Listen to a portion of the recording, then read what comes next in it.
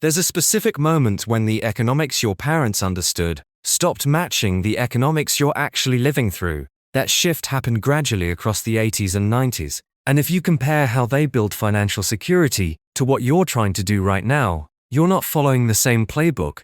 You're in a completely different game. The rulebook just never got updated. Let me show you what actually changed. In 1979, to buy a median home, you needed 3 years of income. That's it. A full-time minimum wage worker could save a down payment in 4 years and actually get approved for a mortgage. Fast forward to now, that same home costs 5.5 times your annual income. You're looking at 18 years of full-time minimum wage work just to qualify for the loan. That's not because you're lazier than your parents. It's because housing stopped being shelter and became an investment product. When your parents were buying, they competed against other families. You're competing against investment firms, hedge funds, and institutional capital with unlimited budgets and AI pricing algorithms. When you're trying to earn money and someone else's capital is multiplying itself automatically, the math isn't even close. This isn't about work ethic, it's mathematics. College tuition used to be roughly 11% of what a household made. Now it's between 35 and 40%. But here's the thing nobody mentions. Employers didn't add degree requirements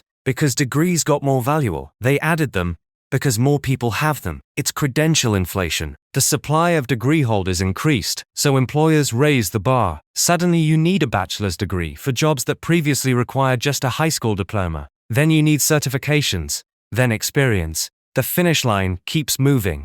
Your parents' generation dealt with credential requirements too, but theirs were apprenticeships or industry certs earned while you were already working and getting paid. Yours requires 4 to 6 years of school and 6 figures in debt before you even get your first real interview. That's not a work ethic difference. That's a system redesign that nobody adjusted for. In 1985, entry-level jobs wanted high school plus on-the-job training. In 2024, the exact same role now wants a bachelor's degree plus 2 to 3 years of experience. The actual work didn't get exponentially harder, but the credential bar got higher, and there's no clear signal about where it stops. Your parents knew when they were done learning. You're constantly wondering if you need one more certification, one more course, one more credential. Here's another one that's easy to miss. How credit actually works changed completely. Your parents built creditworthiness by walking into a bank.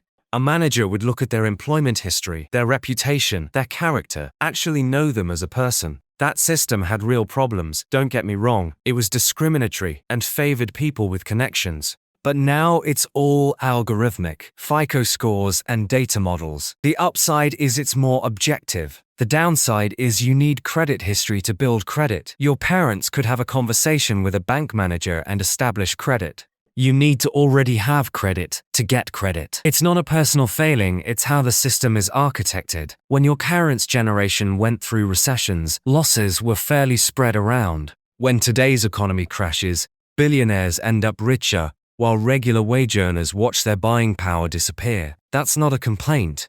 It's what the data shows. People holding assets benefit from inflation and quantitative easing. People trading their time for money watch their savings get eaten by inflation faster than they can build it. Your parents had pensions. You've got a 401k that requires you to become a part-time investment analyst while working full-time. They could spend 30 years at one company and retire with stability. You're switching jobs every 5 to 7 years on average, and each time you move, your retirement contributions basically reset. It's a fundamentally different structure. None of this is about whether you're working hard enough. Your parents built wealth under one economic system by following one set of rules. You're trying to build wealth under a completely different system, using their old instruction manual. The map doesn't match the actual territory. The way forward isn't pushing harder within broken systems. It's understanding which specific systems actually changed, so you can build something that's actually resilient.